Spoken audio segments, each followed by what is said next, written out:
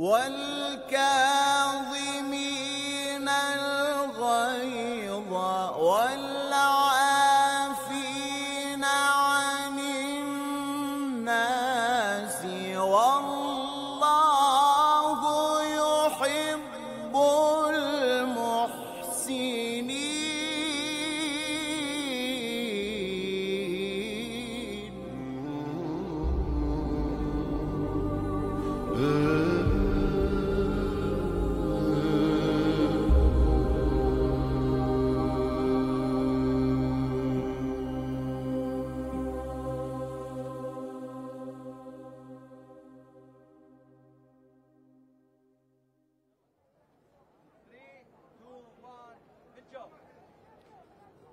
أعوذ بالله من الشيطان اللعين الرجيم. بسم الله الرحمن الرحيم. الحمد لله رب العالمين، الصلاة والسلام على محمد وآله الطيبين الطاهرين المعصومين. اللهم صل على محمد وآل محمد، لا سيما الإمام موسى ابن جعفر عليهم السلام،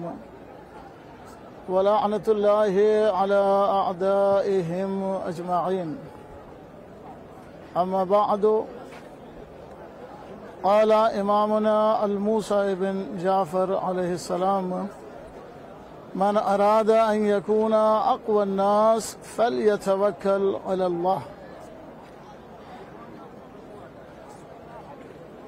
آج امام موسیٰ الکاظم علیہ السلام کی شہادت کی مناسبت سے یہ پروگرام اور یہ برنامج منعقد ہے۔ تمام شیعان عالم اسلام، تمام محبان کو پرسہ دینے سے پہلے اس عزا کے حقیقی وارث امام مہدی عجل اللہ تعالی فرجہ الشریف کو ہم پرسہ پیش کریں، کیونکہ اس عزا کے حقیقی وارث ہمارے وقت کے امام مہدی علیہ السلام عجل اللہ تعالی فرجہ الشریف ہیں، جن کے متعلق خود امام موسیٰ الکاظم علیہ السلام فرماتے ہیں دعا کی صورت میں کہ پروردگار، میں تجھ سے طلب کرتا ہوں کہ تو اس کے ظہور میں تعجیل فرما کہ جو تیرے دشمنوں سے تیرا بدلہ لینے والے ہیں، یعنی اس امام کے ظہور میں تعجیل فرما کہ جو تیرے دشمنوں سے بدلہ لینے والا ہے۔ ظاہر سی بات ہے کہ امام مہدی کا ظہور مومنین کے لیے اور عالم انسانیت کے لیے ایک نعمت ہے۔ امام علیہ السلام کا ظہور، اس دعا کے ساتھ آج کا پروگرام جو کہ امام موسیٰ کاظم علیہ السلام جو ہمارے اور آپ کے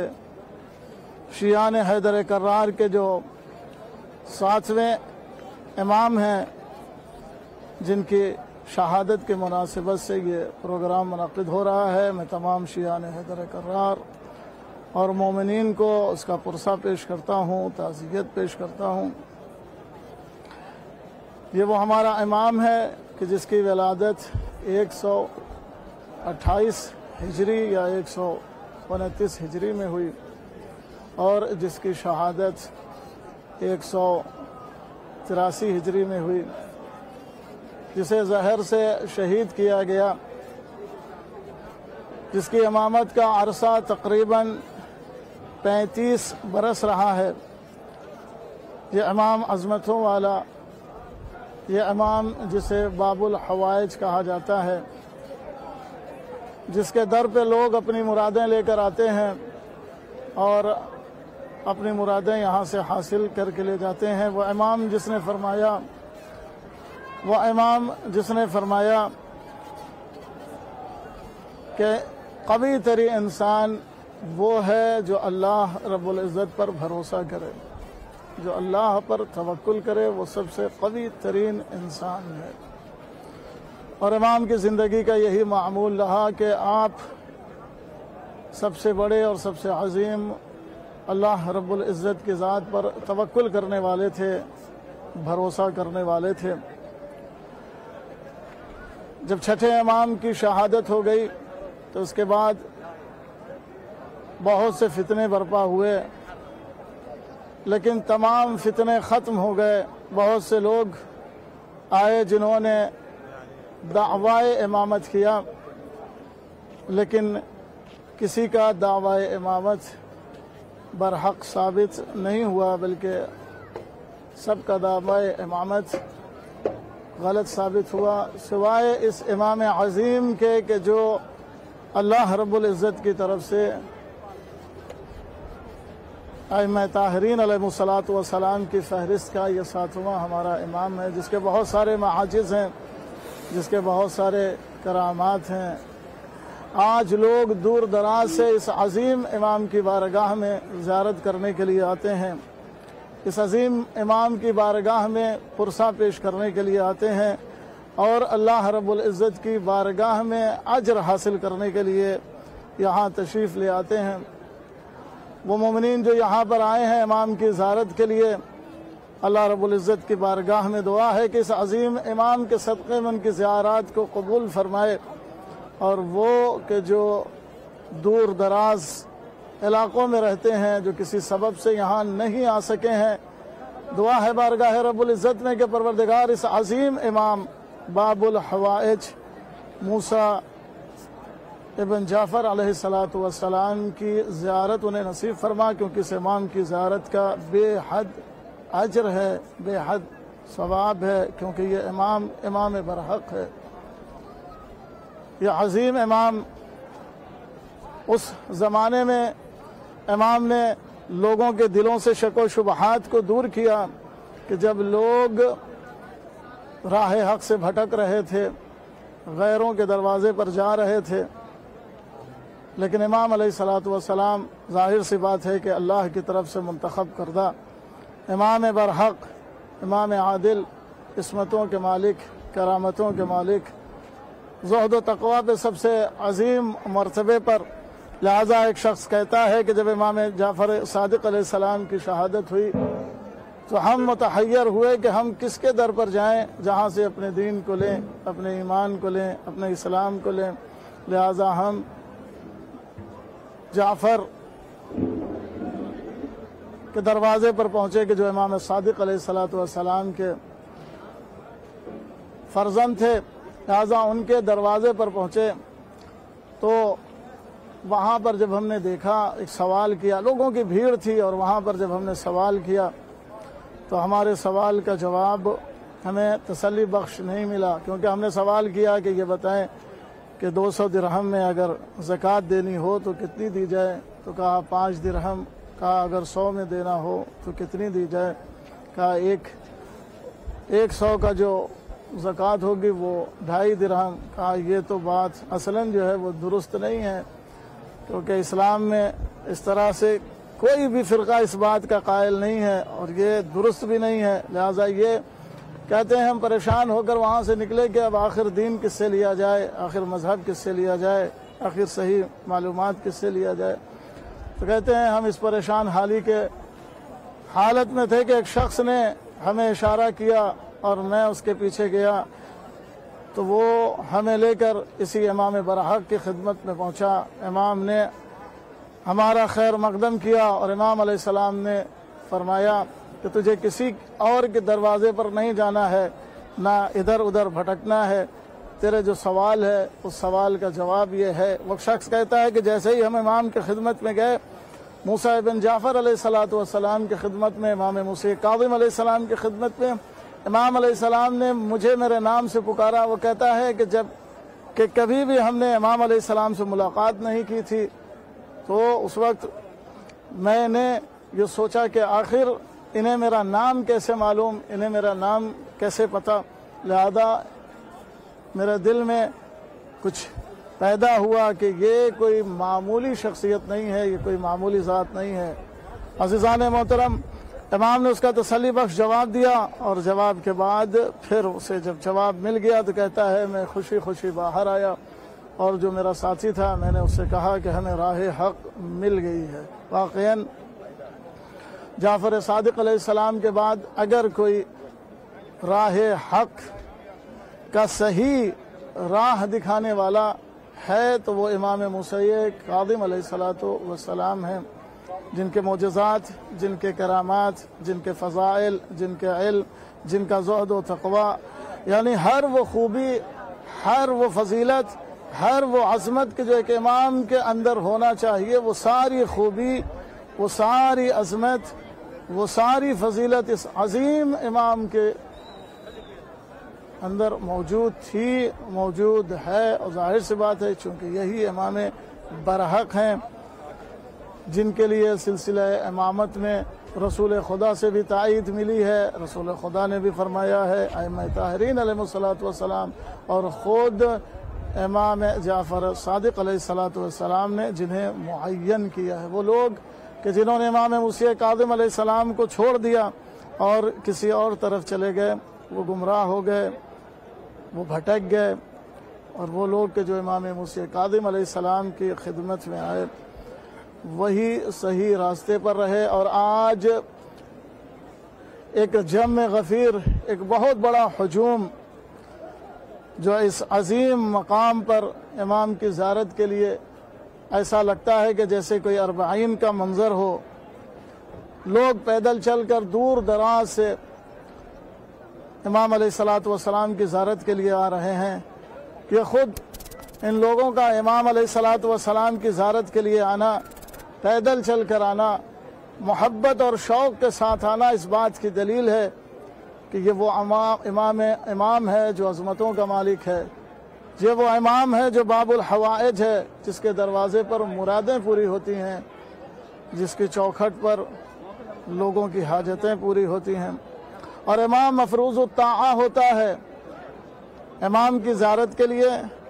جب آیا جاتا ہے تو یہ سوچ کر آیا جاتا ہے کہ یہ ہمارا امام ہے، اس کے روضے پر جانا، اس کی ذریح پر زیارت کرنا، اس کی چوکھٹ کا بوسہ دینا، یہ ہمارے اوپر فرض ہے، ہمارے لیے ضروری ہے۔ جب ہم اس کی زیارت کے لیے آتے ہیں، جب امام علیہ السلام کی چوکھٹ پر بوسہ دینے کے لیے آتے ہیں، تو یہ اللہ کا لطف ہوتا ہے اور اس کا کرم ہوتا ہے کہ وہ اللہ ہماری مرادوں کو پورا کرتا ہے، ہماری حاجتوں کو پورا کرتا ہے۔ ہم اس سے اگر طلب کرتے ہیں پروردگار ہمیں راہ ہدایت عطا کر، تو ہمیں راہ ہدایت بھی عطا کرتا ہے۔ لہذا یہ عظیم امام جو عظمتوں کا مالک، جو فضیلتوں کا مالک، جس کے کرامات، جس کے معجزات، شقیق بلخی کہتے ہیں کہ میں نے دیکھا کہ لوگ حج کے لیے جا رہے ہیں، اسی حج کے قافلے کے کچھ فاصلے پر ایک انسان ہے کہ جو سفید لباس پہنے ہوئے، کمزور، ضعیف، لاغر، جو اس قافلے سے تھوڑے فاصلے پر بیٹھا ہوا ہے، اس کی صورت سے ایسا لگ رہا تھا کہ جیسے کوئی صوفی ہے۔ شقیق بلخی کا کہنا ہے کہ میں نے سوچا کہ اس کے قریب جاؤں اور جا کر میں اس شخص کو جا کر توبیخ کروں، اس لیے کہ اس زمانے میں ایسا تھا کہ لوگ صوفیت کو اختیار کرتے تھے اور کاروبار چھوڑ کر لوگوں کے اوپر جا کر ایک زحمت بن جاتے تھے۔ تو اس نے سوچا کہ یہ بھی لگتا ہے شخص انہی میں سے ہے، اور یہ قافلہ جو حج کے لیے جا رہا ہے یہ ان کے لیے وبال بنے گا، ان کے لیے زحمت بنے گا، لہذا میں جاتا ہوں، جا کر اسے توبیخ کرتا ہوں۔ کہتے ہیں یہ کہتا ہے شقیق بلخی کا کہنا ہے کہ وہ جب امام علیہ السلام کے قریب پہنچا تو امام علیہ السلام نے فرمایا، یا شقیق، اے شقیق، زیادہ ظن نہ کیا کرو، اس لیے کہ بعض ظن جو ہیں وہ گناہ ہوتے ہیں۔ شقیق نے کہا کہ شقیق بلخی کا کہنا ہے کہ جیسے ہی امام علیہ السلام نے مجھ سے یہ جملہ کہا، یہ فقرہ کہا، تو میرے ذہن میں یہ خیال آیا کہ آخر یہ شخص ہے کون؟ کہ وہ بات کہ جو میرے ذہن میں تھی اس شخص نے اس بات کو، میرے ذہن کی بات کو، میرے دل کے بات کو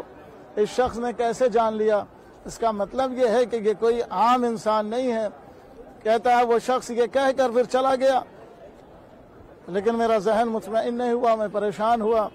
کیونکہ میں سوچ کر جو آیا تھا ابھی میں نے اس سے کہا بھی نہیں، اور اس نے میرے دل کی بات سمجھ کر اس نے جواب دیا کہ شقیق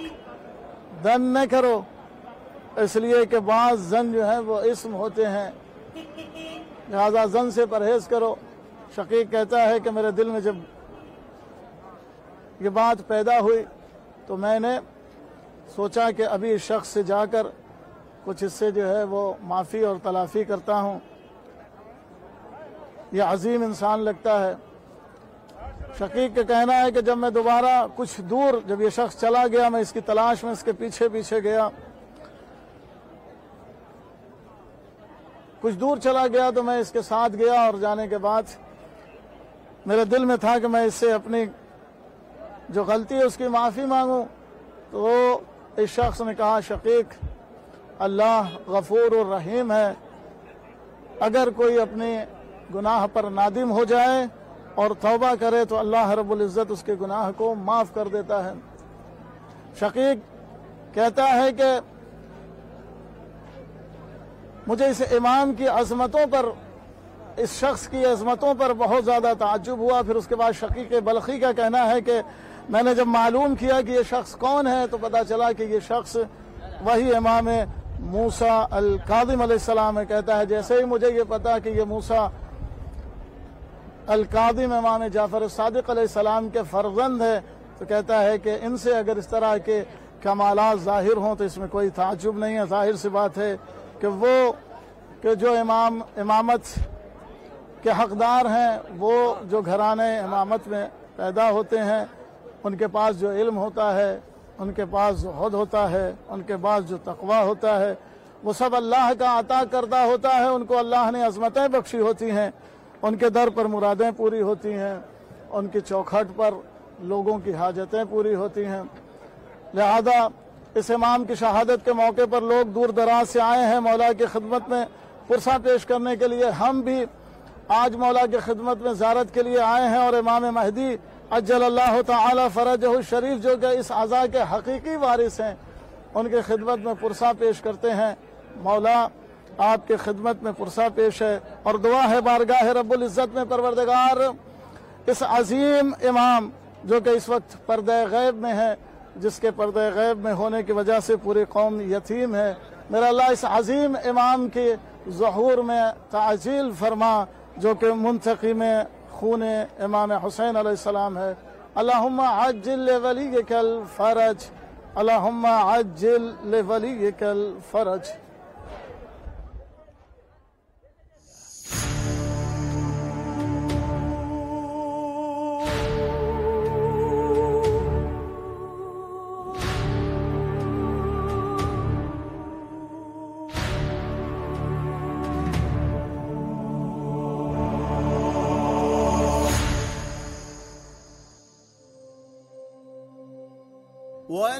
والكاظمين